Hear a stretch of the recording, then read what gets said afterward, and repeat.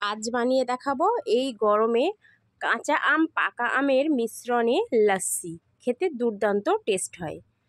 তো তার জন্য লাগছে এখানে আমাদের পাকা আম এবং কাঁচা আম। দুটো আম আমি এখানে নিয়ে নিয়েছি এবং এটাকে এরকমভাবে কেটে নেব। আর তার আগে বলে রাখি, তোমরা আমার ইউটিউব চ্যানেলে নতুন হয়ে থাকলে প্লিজ চ্যানেলটা সাবস্ক্রাইব করে রাখবে, আর ফেসবুক পেজ থেকে দেখলে পেজটাকে ফলো করে রাখবে এরকম সুন্দর সুন্দর রেসিপি পাওয়ার জন্য।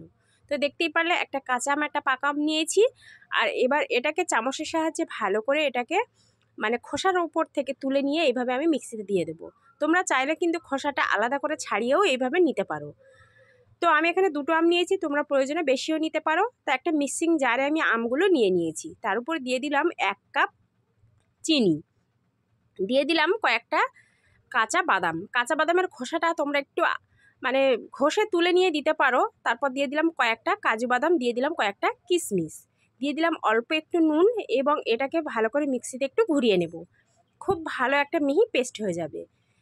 তো তার মধ্যে আমি একটু দেখিয়ে দিই যে কেমন হলো। এই যে ঠিক এরকম থিকনেস হয়েছে, একটু গাঢ় গাঢ় টাইপের হয়েছে। তো তার মধ্যে এবারে দিয়ে দেবো ঠান্ডা পানি।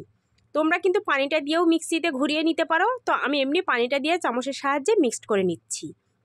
এবার তোমরা এর থিকনেসটা তোমাদের প্রয়োজন বুঝে রাখতে পারো। আমি এখানে খুব বেশি পাতলাও রাখছি না, খুব বেশি মোটাও রাখছি না।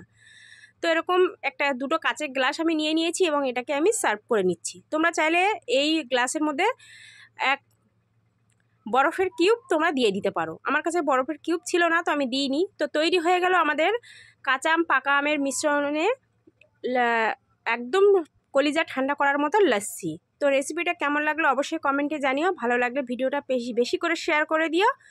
তো আজকের এই পর্যন্ত, দেখা হবে আবারও হয়তো অন্য কোনো রান্নার ভিডিওতে। আর কোন কোন বন্ধুরা এরকম লস্যি খেয়েছো এই গরমে অবশ্যই কমেন্টে জানিও, আর না খেলে অবশ্যই বানিয়ে খেতে পারো। আল্লাহ হাফেজ।